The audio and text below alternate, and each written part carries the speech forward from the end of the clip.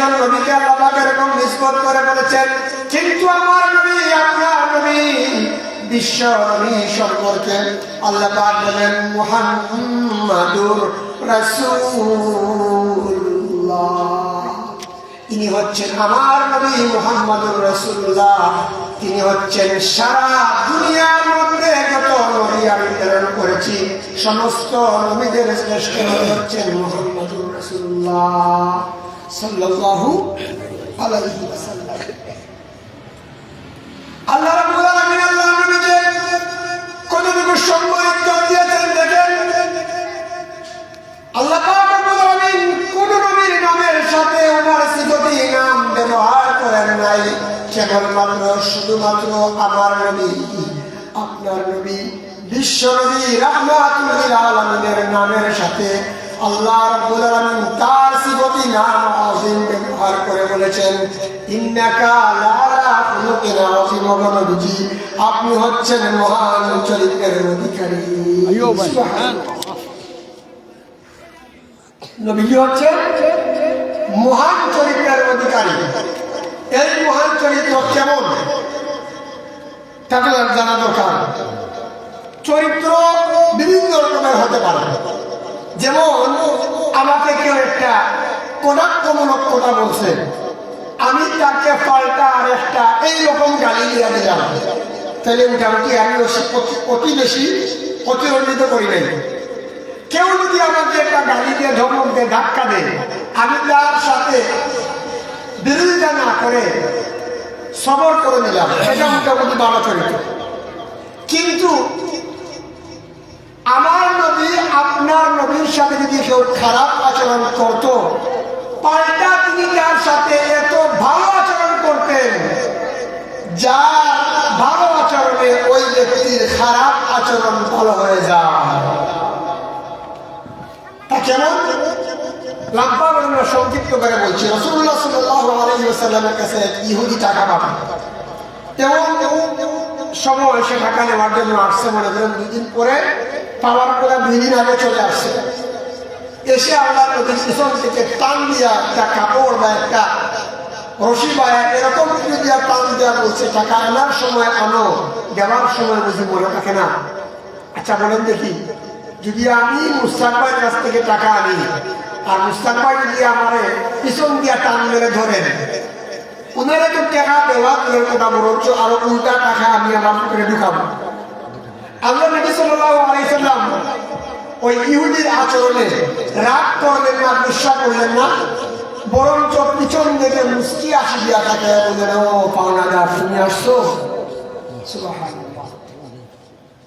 পাওনাদার চিন্তা করলো, আমি এত বড় কথা বললাম, এত দূরে নবীজির সাথে বিয়াদবি করলাম, উনি দেখি আমার দিকে মুস্কি মুস্কি তাকে আসেন।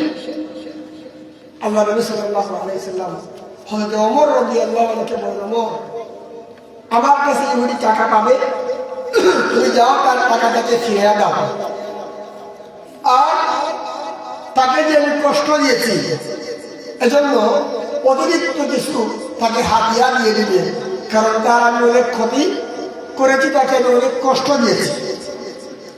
ওমর রাদিয়াল্লাহু আনহু রাগে গুসায় বলে, খালি নবীজির অনুমতি ছাড়া আমরা কিচ্ছু করি না, আর না হয় তোর দেহ থেকে এখন মাথা বিচ্ছিন্ন করে দিতাম।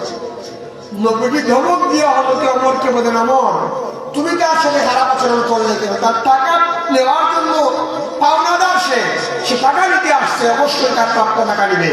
তুমি তাকে ধমক দিছো, সে কষ্ট পেয়ে, এই জন্য তাকে অতিরিক্ত তুমি ফাইন দেওয়া লাগবে। সুবহানাল্লাহ বলবেন না? আমার কথা বুঝেন নাই?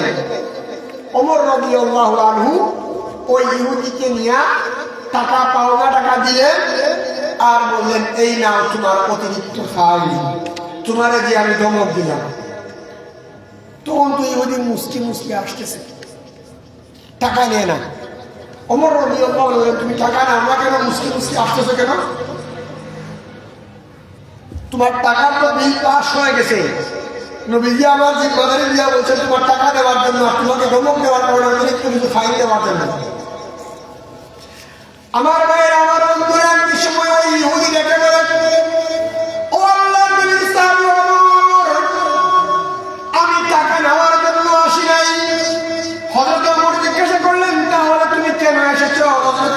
প্রশ্নের জবাবে ওই ইহুদি দেখে বলে, ও আল্লাহ নবীর সাহাবী ওমর, আমি তাওরাত কিতাব পড়ে এসেছি।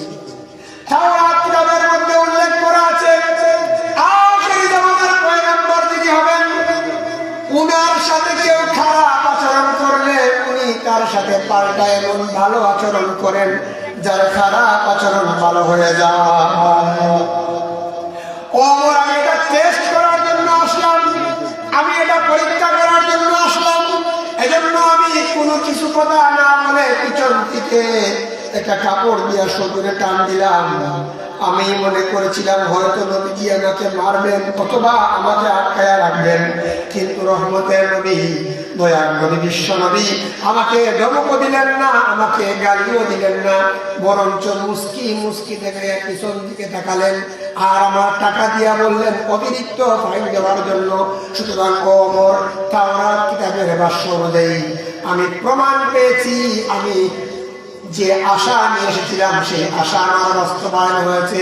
উনি হচ্ছেন বিশ্ব নবী, উনি হচ্ছেন রহমতের নবী। সুতরাং ওমর, আমি টাকা নেওয়ার জন্য আসি নাই, আমি এসেছি ইসলাম ধর্ম গ্রহণ করার জন্য। সঙ্গে সঙ্গে ওই ইহুদি পড়ে নিল লা ইলাহা ইল্লাল্লাহু মুহাম্মাদুর রাসূলুল্লাহ সাল্লাল্লাহু আলাইহি ওয়াসাল্লাম। কেমন রহমতের নবী, কেমন মায়ার নবী, কেমন দয়ার নবী। সেই নবীকে আমাদের ময়দানে মাহশরে আমাদের জন্য উম্মতি উম্মতি করবেন, পাগল করা হয়ে যাবেন।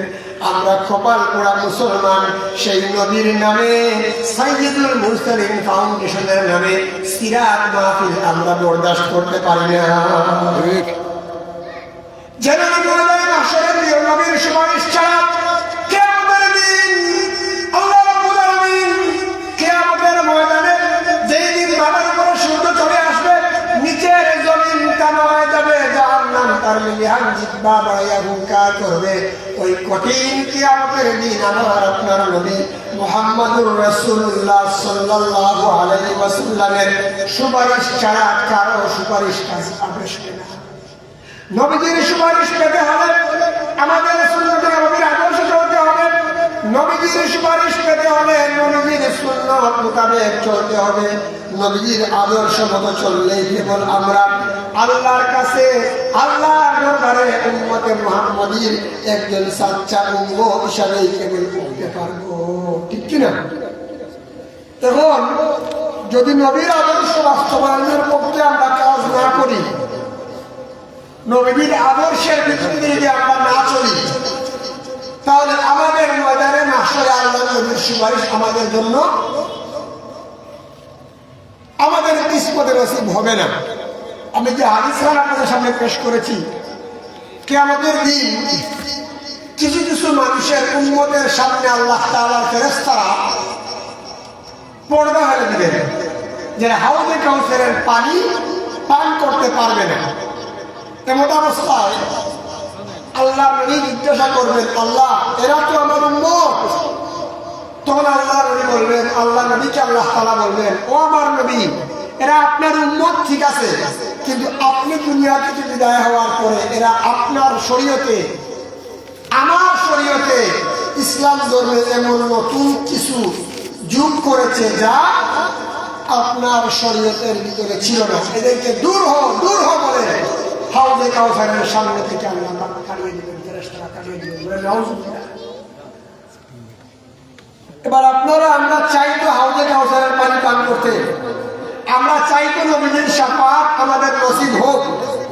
তাহলে আমরা নবীজির আদর্শের ভিত্তিতে চলতে হবে। শুধুমাত্র সিরাতুন নবী মাহফিল করলেই হবে না, সিরাতুন নবী মাহফিলে উলামায়ে কেরাম, মাশায়েখে আযমগণ আল্লাহর নবীর সিরাত বিষয়ে যে সমস্ত কথা বলবেন, এগুলো আমরা মুখের ভিতরে, কলিজার ভিতরে ফিট করে নিয়ে নিতে হবে।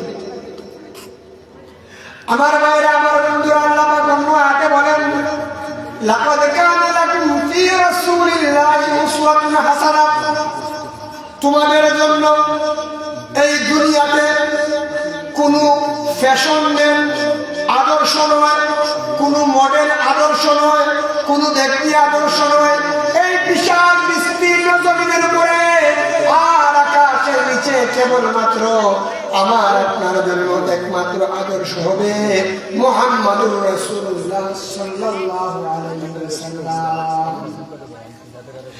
হাজার বলতে আল্লাহ নবীকে আল্লাহ তাআলা যে মুজিজা দিয়েছেন, এই মুজিজার মধ্যে অন্যতম একটা বড় মুজিজা হচ্ছে মেরাজ, যেটা গতকালকে রাত্রে গেল। যদিও এই তারিখ নিয়ে উলামায়ে কেরামগণের মধ্যে ইখতিলাফ আছে। আল্লাহ নবীকে আল্লাহ তাআলা এমন জায়গায় নিয়ে পৌঁছিয়েছেন যে জায়গায় মানব ইতিহাসে কারো পক্ষে যাওয়া দুয়ের কথা কল্পনা করাও সম্ভব নয়। আমি বেশি লম্বা আলোচনা করবো না, সংক্ষিপ্ত সময় আপনাদের সামনে শেষ করব। দেখেন লক্ষ্য করে আল্লাহ নবীকে আল্লাহ তাআলা কি সম্মান দিয়েছেন, কি ইজ্জত দিয়েছেন। এই দুনিয়ার দুনিত রাতে আল্লাহ রাব্বুল আলামিন আল্লাহ নবীকে পবিত্র মেরাজের রাতে চাঁদ, সূর্য, গ্রহ, নক্ষত্র, মহাশূন্য পাড়ি দিয়ে, সাত আকাশ পাড়ি দিয়ে সিদরাতুল মুনতাহা পর্যন্ত নিয়ে গেলেন। সুবহানাল্লাহ। এবার সিদরাতুল মুনতাহায় যাওয়ার পরে এই সমস্ত ঘটনা বলার সময় নাই।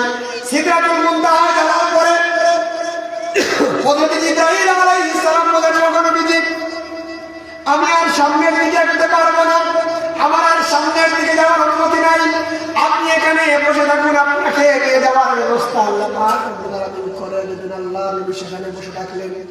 এমনি সময় রফরফ নামক কুদরতি বিছানা চলে আসলো। ওই রফরফ নামক বিছানায় চলে আল্লাহ নবী আল্লাহর দরবারে আরশে আযমে পৌঁছালেন, যেখানে কোনো মানুষের পক্ষে যাওয়া দূরের কথা, কল্পনা করাও সম্ভব নয়। আল্লাহ নবীকে আল্লাহ তাআলা এত বিশাল সম্মানে অধিষ্ঠিত করেছেন। সেই নবীর উম্মত আমরা হতে পেরেছি বলে অন্তর থেকে শুকরিয়া আদায় করে জুড়ে করি আলহামদুলিল্লাহ। হাজরান মজলিস, আল্লাহ নবীকে আল্লাহ তাআলা আকাশ চুম্বকের মতো জনপ্রিয়তা দিয়ে দুনিয়ায় পাঠিয়েছেন। গোটা দুনিয়ার কোন কায়নাতের কাছে রহমতের নবী হিসেবে দুনিয়াতে পাঠিয়েছেন। আর সর্বশেষ খাতামুন নবিয়্যিন, সর্বশেষ নবীর দায়িত্ব দিয়ে আল্লাহ নবীকে আল্লাহ তাআলা দুনিয়াতে প্রেরণ করেছেন। 63 বছর জিন্দেগিতে আল্লাহ নবী যা করে গিয়েছেন, যা শুনিয়ে গিয়েছেন, এই সব কিছুর উপরে আমল করা আর নবীজির এই বিধান বাতিয়ে যাওয়া সিরাত বিষয়গুলোকে আমরা মুখে ধারণ করার মাধ্যমে আজকের এই সিরাতুল নবী মাহফিল বাস্তবায়ন হবে বলে ইনশাআল্লাহ। আল্লাহ